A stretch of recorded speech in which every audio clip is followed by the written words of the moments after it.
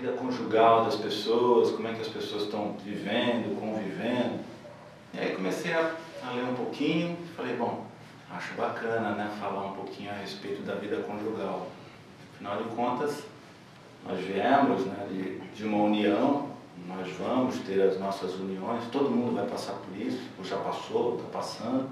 Então é interessante sempre a gente refletir isso do ponto de vista, principalmente do ponto de vista espírita, religioso, não tanto, mas também, né? Então,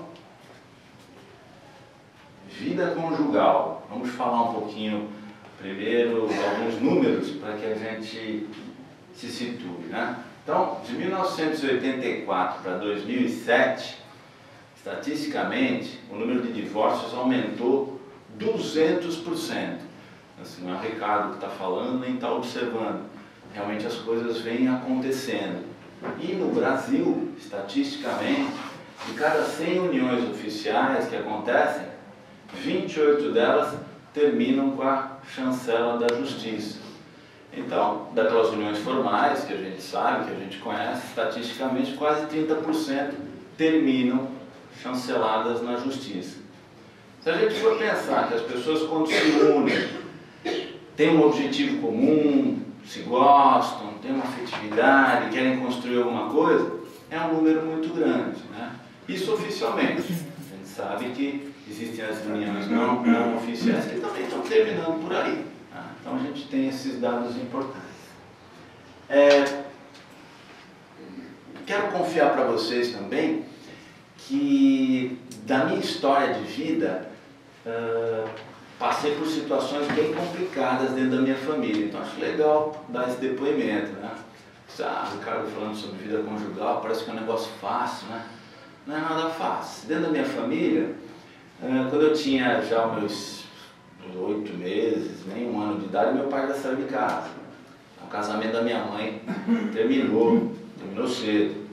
E meu pai era espírita, pelo menos se dizia espírita, né? Eu tenho 3 irmãs.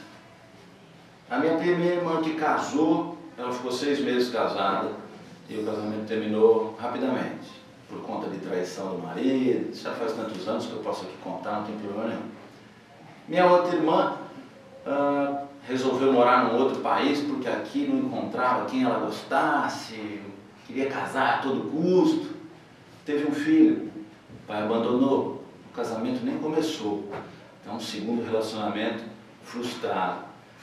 E minha irmã mais velha foi casada há mais ou menos uns 14 anos com um camarada que ela achava que conhecia. Esse camarada desencarnou e após o desencarne dele ela veio saber exatamente quem ele era e veio entender porque ela sofreu durante quase 14 anos. Então são 4 situações na minha vida, 3 irmãs e uma mãe, onde o casamento não foi para frente. Hoje, essa irmã está mais velha, que é a mais velha de todas, mora com um companheiro, está dando certo, mas coitada, lá depois dos 55 anos que ela foi arrumar um companheiro. Essa que tem um filho fora do país também arrumou um outro companheiro agora, mas foi sempre tudo muito atribulado, muito complicado. Então, a ideia que eu tinha de vida conjugal, de casamento, de ter filhos, era tudo muito complicado. Tanto que uma irmã minha tem um filho, a outra irmã tem um e a outra, que é a mais velha, não tem nenhum. Porque falou, filho, eu não vou ter, que negócio complicado, né? Então assim, nós não estávamos preparados para lidar com a questão do casamento, quanto mais com o fato de ter filhos, né? Então eu tentei, e acho que estou conseguindo construir uma outra história, porque a história da minha família é essa que eu contei para vocês. Então vamos lá. Vamos falar um pouquinho de como é o casamento no mundo, bem rapidinho. O casamento no mundo ele tem diferentes características, que cada lugar ele tem a sua cultura, tem sua forma de pensar. Então existe lá a lei dos homens, que coloca o casamento de acordo com o que rege a cultura e as questões sociais daquele ambiente. Porém, as leis de Deus, totalmente diferentes das leis dos homens, que se modificam o tempo todo, elas são imutáveis. E é nisso que a gente tem que se fixar e refletir aí durante o discorrer, na lei de Deus, naquilo que é imutável, naquilo que Ele quis para nós, né? Então, como era no passado, não muito longínquo, o casamento? Como acontecia essa dinâmica familiar? O que a gente observava? Não vamos falar isso no sentido geral, mas assim, com uma certa frequência, né? O homem, ele era uma figura que tinha muita autoridade dentro do lar, né? O camarada que provia aquele lar financeiramente, então ele exercia, né, uma autoridade, quase um medo em relação aos filhos, à esposa. A mulher, por outro lado, era uma pessoa mais passiva, né? Que aceitava aquilo que vinha desse marido autoritário, aparentemente resignada, mas infeliz. Esse marido, por sua vez, ele não participava das coisas do lar, ele não ajudava na criação dos filhos. A questão religiosa, ela era mais imposta pelos pais e era mais abordada como uma questão social, né? Não era uma coisa que estava dentro das pessoas. E a gente tinha naquela época que se chamava de casamento de fachada. Era uma instituição forte, né? O casamento parecia ser uma instituição forte, mas era um casamento de fachada, onde você tinha lá o homem com relações extraconjugais, a mulher passiva, suportando toda aquela situação sem questionar muitas vezes, né? Então esse era um panorama de uma boa parte, ou de alguma parte das uniões do passado. E hoje em dia, o que a gente tem?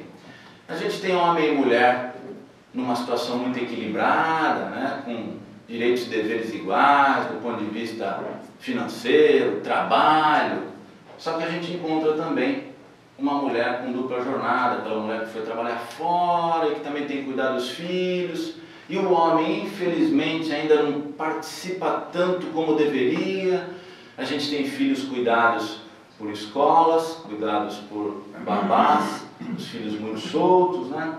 A questão religiosa não é mais social nem imposta, ela está muito distante. E as pessoas não têm Jesus em casa.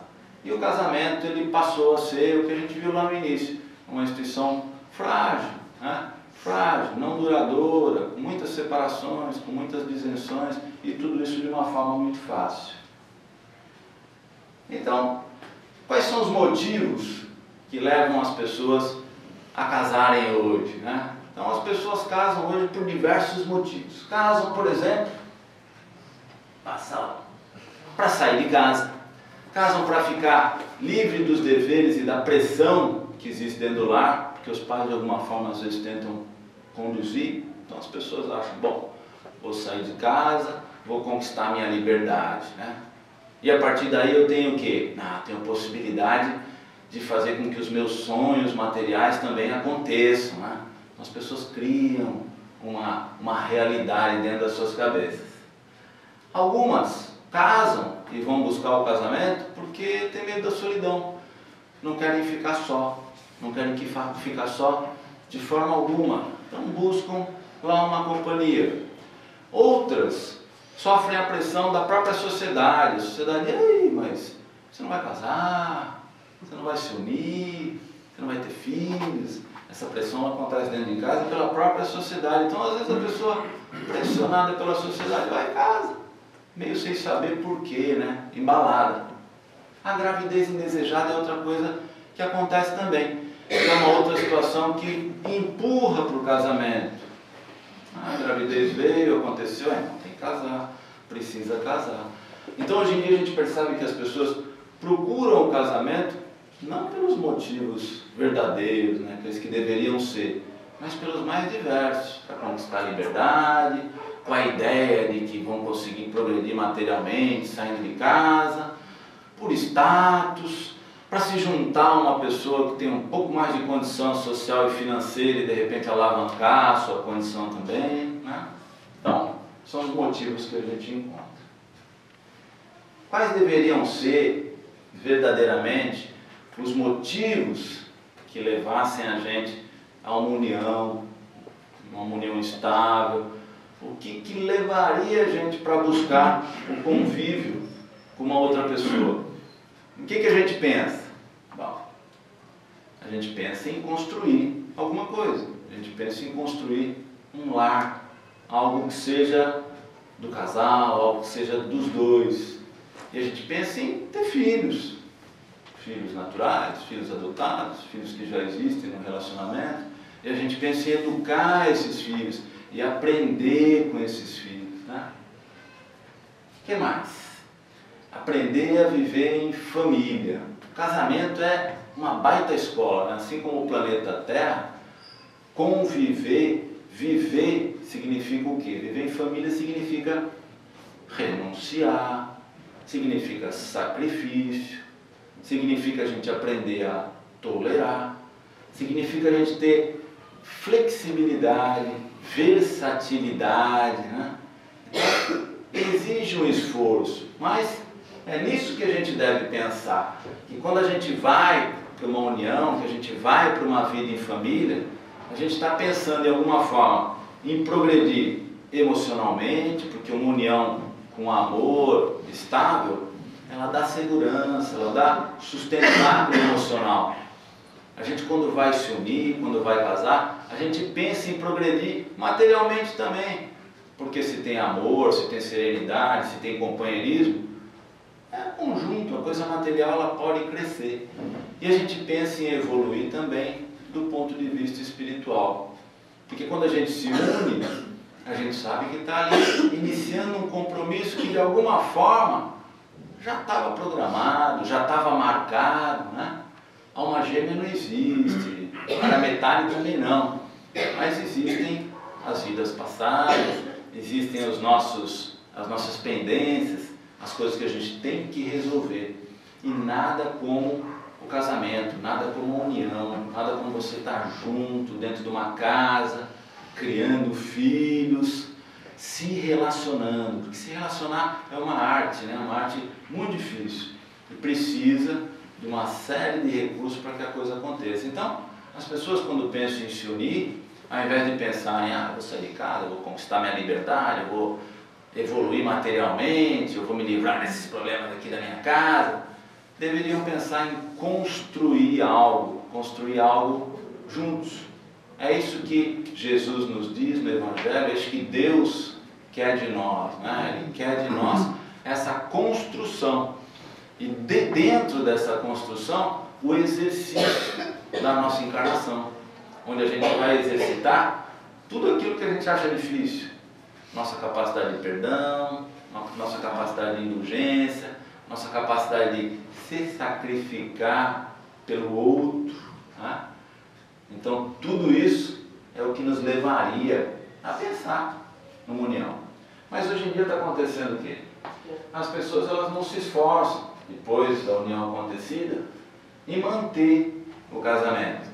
Então, antigamente, aquela rigidez toda, né, aquela questão social, vamos manter o casamento, e ficavam mantendo aquele casamento de fachada, estavam os dois infelizes, relações extraconjugais, a coisa não acontecia, mas vamos manter o casamento. Né? Então, é evidente que se houver alguém sofrendo, uma das partes sofrendo, isso não pode continuar. Né? Esse sofrimento ele tem que ter um nível de tolerância. Hoje em dia não, qualquer briguinha, eu vou voltar para a casa do meu pai, eu vou para a casa da minha mãe, qualquer desavença, qualquer discussão lá de compra do supermercado, o casamento acaba com muita facilidade. Antigamente durava um pouco mais, as pessoas toleravam um pouco mais, mas era uma tolerância também difícil, mais passiva, né?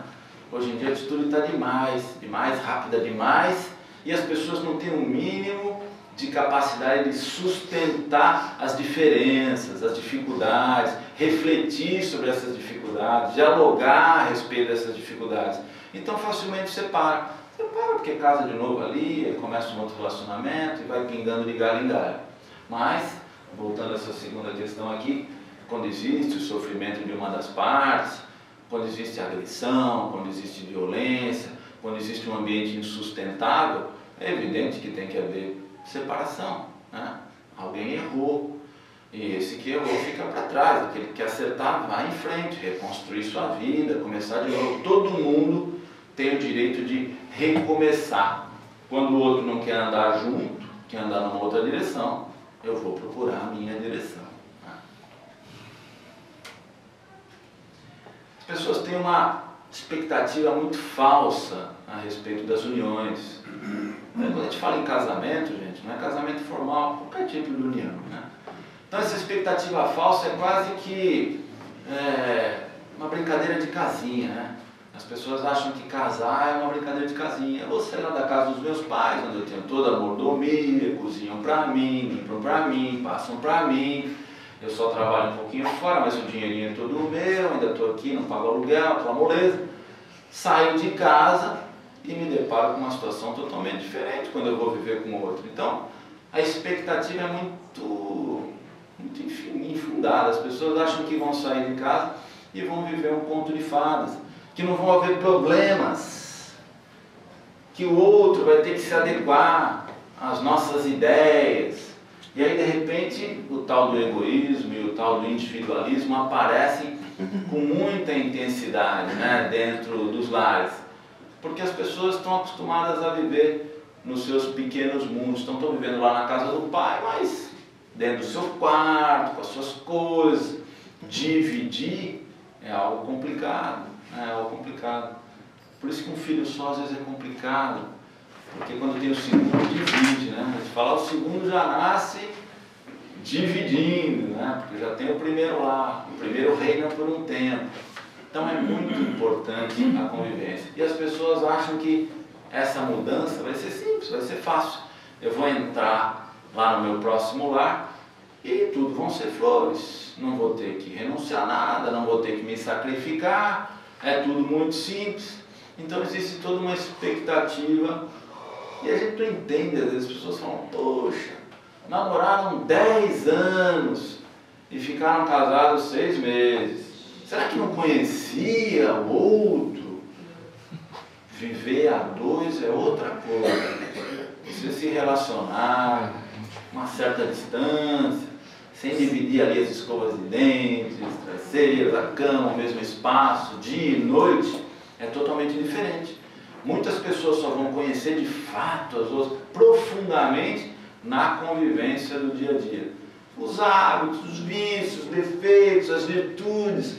Às vezes o mundo do namoro, ele acontece de uma outra forma. E você vai se surpreender lá na frente. E vai descobrir que casou com o inimigo às vezes, né? E aí tem que encarar essas dificuldades, ver se vai dar para ficar, se vai dar para arrumar essa relação, esse débito, às vezes que é do passado, né? Esse inimigo, entre aspas, que você escolheu amar nesse momento, e se vai valer a pena tocar adiante para os dois. Né?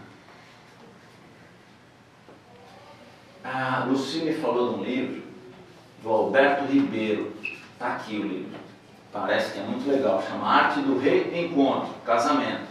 É um palestrante espírita, um cara bem legal. Eu ouvi uma palestra dele hoje pela internet, depois que a Lucine falou do livro, só fiquei sabendo do livro hoje, senão teria algumas coisinhas. E o camarada fala que uma das grandes dificuldades é lidar com as diferenças, né? Porque todos nós temos as nossas individualidades, as nossas particularidades, os nossos defeitos. Então, quando você tem um pouco mais de flexibilidade, de versatilidade, sabe lidar com as diferenças do outro, sendo que você tem as tuas também, a possibilidade de sucesso da relação ela é muito maior. Né?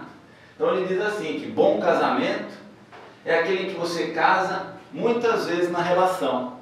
Por quê? Porque a gente tem diferenças e essas diferenças vão se modificando. As pessoas mudam. A gente espera que mude para melhor, né? Às vezes muda para pior. E a gente tem que aprender a trabalhar com isso também. Um tentar trazer o outro. Ele fala que o outro é sempre o espelho da gente, que vai estar chamando a atenção para os nossos defeitos também. Então a gente tem que observar isso o tempo todo. Depois eu vou ler um trechinho do Khalil Gibran que fala um pouco a respeito dessa individualidade. Que a gente está juntos, né? Jesus fala que esses dois têm que se tornar um para cuidar dos filhos de uma forma mais forte, mas sem esquecer da individualidade de cada um. Então esse livro, a Lucy recomenda, eu ainda não li, mas ela está lendo. E ele fala uma coisa engraçada, né? É bom ter uma pitadinha de coisas engraçadas. Ele diz que separar é vivenciar o matrimônio como a loucura do manicômio com a luta pelo patrimônio. Então, Separar é um negócio complicado, né? As pessoas vivem verdadeiras loucuras na separação e normalmente o tal do patrimônio está envolvido. Então, trouxe a título de curiosidade. E falando em separação, separar é um processo complicado, doloroso. As pessoas falam, não, tranquilo, os filhos não vão sofrer, tá, todo mundo separa, tá acostumado, olha, fulaninho na família separado, né? E realmente é verdade. Estava vendo na escola do meu filho um tempo atrás, de uma classe de 10, acho que 2 ou 3 tinham uma família dita normal, que não era criado nem pelo avô, nem pela avó, nem pelo padrasto, a madrasta, ou só a mãe, ou só o pai. Então, ainda bem, né? Que tem alguém que cuide, que tente fazer com que essa família sobreviva. Mas as coisas estão realmente se esfarelando. E quando dizem que não existe sofrimento por parte dos filhos, é mentira. É mentira. Pela fotinha a gente já vê. Tem um puxando de um lado, outro puxando do outro. Então, no mínimo, alguém vai estar puxando um lado, outro puxando do outro. Ah, mas meu marido é um pai muito legal. Ele não é um bom marido. Nunca foi um bom marido. Casei não sei porquê, mas é um pai muito legal. Pode acontecer, um pai muito legal, uma mãe muito legal, mas vivendo em ambientes separados, diferentes, com outras famílias se envolvendo. E a criança, às vezes, né, uma idade com dificuldade de compreensão ainda, de um entendimento de tudo isso, e vai sofrer, gente. Não tem como não sofrer, é querer tapar o sol com a peneira. Uns vão sofrer mais, outros vão sofrer menos. As crianças não vão se sentir tão perdidas porque o amiguinho, o pai também separou, a amiguinha, a mãe também separou, então é uma coisa muito comum hoje em dia, mas vai haver sofrimento, né? Vai haver sofrimento, vai haver manipulação, vai haver dificuldade, às vezes. Essa dificuldade ela vai gerar problemas. Esses problemas aparecem hoje com muito mais frequência, né? Filhos rebeldes, crianças mais inseguras, crianças que demoram para sair da casa dos pais, que vão ficando, não conseguem sair, não conseguem alavancar. Eu fui um que tive problema, né? Sou filho de pais separados e tive dificuldade de pensar em casar. Eu namorava, terminava e as meninas não casaram, eu falava, não, isso aqui não é para mim. Demorei, fui casar com 30 e alguma coisa. Hoje em dia os casamentos acontecem mais tarde porque as pessoas querem estruturar a sua vida. Eu não fui por conta disso, também foi por conta disso, uma boa desculpa. Não tenho nada ainda, quero estruturar minha vida, não posso casar de jeito nenhum. Se eu não estruturasse, acho que eu ia até... É que aí, infelizmente, veio a mulher, deu uma empurradinha, falou, vamos, tá tudo bem, a gente se ama, vamos embora.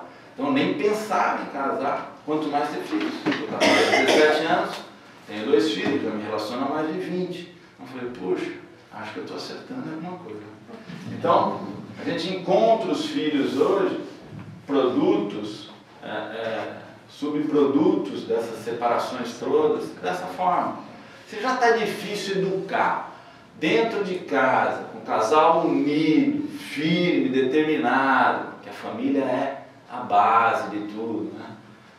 O que dirá com cada um num canto, pensando de um jeito, um querendo que vá para a escola, outro querendo que vá para outro, um querendo comer hambúrguer, outro comida vegetariana. Quer dizer, o negócio é complicado e a criança acaba sofrendo esse tipo de pressão e essas diferenças, né? Então, a gente tem lá no capítulo 22 do Evangelho segundo o Espiritismo, não separar o que Deus juntou. E o que nos diz? Quis Deus que os seres se unissem não só pelos laços da carne, mas também pelos da alma, a fim de que a afeição mútua dos esposos se lhes transmitissem aos filhos e que fossem 2, e não um somente, a amá-los, a cuidar deles e a fazê-los progredir.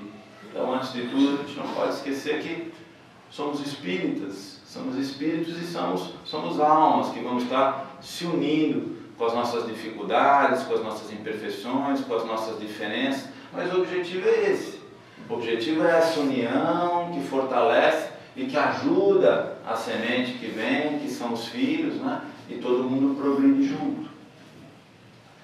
Mas, o Evangelho nos diz que o que se procura não é a satisfação do coração, mas o do orgulho, da vaidade, da cupidez. Numa palavra, todos os interesses materiais. Então, as pessoas estão pensando não nos interesses do coração, não na lei do amor, que é aquela que deveria regrar e empurrar as relações, mas nos seus interesses pessoais, no egoísmo, na cupidez, nas coisas materiais. Quando tudo corre bem, segundo esses interesses, quando tudo está legalzinho, diz que o casamento é conveniente. E quando as bolsas estão bem equilibradas, diz-se que os esposos estão igualmente harmonizados e devem ser muito felizes. Então, quando a situação financeira está jóia, está tudo equilibradinho, está todo mundo feliz, né? A menor contrariedade, a menor dificuldade, já se rompe, já vai tudo para o brejo e a coisa acaba com uma rapidez muito grande. Então, a grande dificuldade é a gente suportar, se suportar e manter a união na adversidade, nos momentos difíceis. É aí que a união vai ser testada. Enquanto tudo está muito bem, muito bacana, festa de casamento, lua de mel, brincando em casinha de boneca, está tudo jóia. Quando os problemas de fato começam a aparecer, quando as dificuldades começam a aparecer, quando vêm os filhos crescem e apresentam problemas, porque são outros espíritos com suas imperfeições, que não estão ali por acaso, estão ali para nos testar, para nos fazer aprender, para nos fazer refletir, se sacrificar, renunciar, né? Saber lidar com aquela situação. Tudo bem. Uma pergunta. O consenso religioso, ele é útil para a estabilidade das uniões? Falei para vocês lá no começo que meu pai era espírita, minha mãe mais ou menos. Eu digo mais ou menos porque ela vem no centro espírita, ela reza para o santinho, se nivela, então mais ou menos. Então, meio espírita também. Não, né, gente? É evidente que quando a gente pensa da mesma forma, isso não significa às vezes ter a mesma religião, facilita um pouco as coisas, porque a gente fala a mesma língua. Então não necessariamente as pessoas da mesma religião vão dar certo, né? Não necessariamente, porque são espíritos com suas diferenças, com suas dificuldades, com suas formas diferentes de pensar. Não é ter o rótulo que disso ou daquilo que vai fazer com que a união dê certo. Facilita. Às vezes, tanta gente que vem aqui, que frequenta a casa, às vezes comenta lá para o irmão Frederico, meu irmão, meu companheiro não quer vir, ele fica em casa.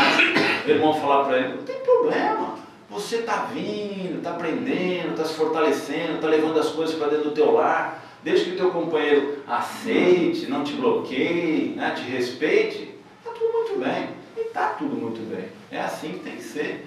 Quem quer crescer espiritualmente, quem quer se preparar, quem se sente pronto para estar buscando algum tipo de religiosidade, tem que ir atrás. Se puder trazer o companheiro, ótimo. Por quê? Porque ama o companheiro. Se quiser levar alguma coisa para o companheiro, é porque ama o companheiro. O companheiro tem que entender isso, seja qual for a religião.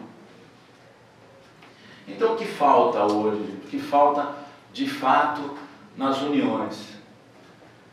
Falta tolerância para com as dificuldades, os defeitos, as limitações do outro.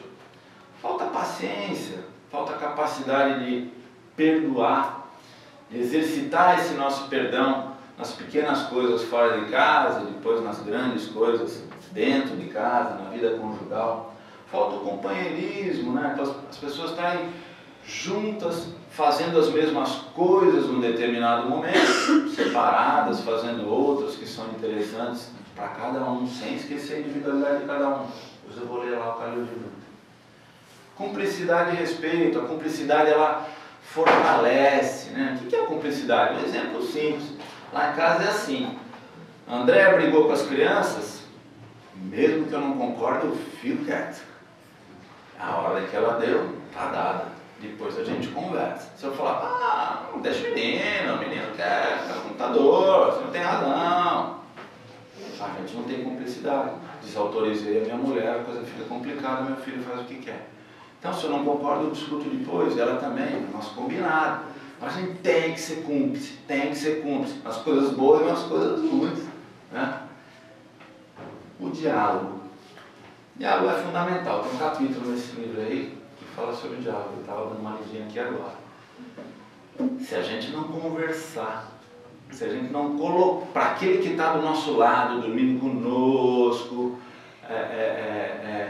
vivendo todos os momentos, se a gente não conseguir, porque somos problemáticos, né? Introspectivos, tímidos, temos um monte de problemas, não queremos falar, somos fechados, mas se eu não conseguir com o meu companheiro ali ser um pouco verdadeiro, expressar aquilo que tem dentro de mim, é claro que tem coisas que estão lá no fundo do nosso espírito, que a gente não revela para ninguém, né? Os nossos defeitos mais defeituosos, que a gente briga com eles, mas se a gente não conversar sobre as nossas diferenças, sobre as nossas dificuldades, se a gente for levando para o fundo do baú, todo dia, as nossas insatisfações, dentro daquela união, um belo dia o baú transborda, e às vezes uma discussão por causa do macarrão vira uma briga homérica, e o casamento termina, morre. Não foi por causa do macarrão, foi por coisas que já vêm se arrastando, vem vindo de longa data.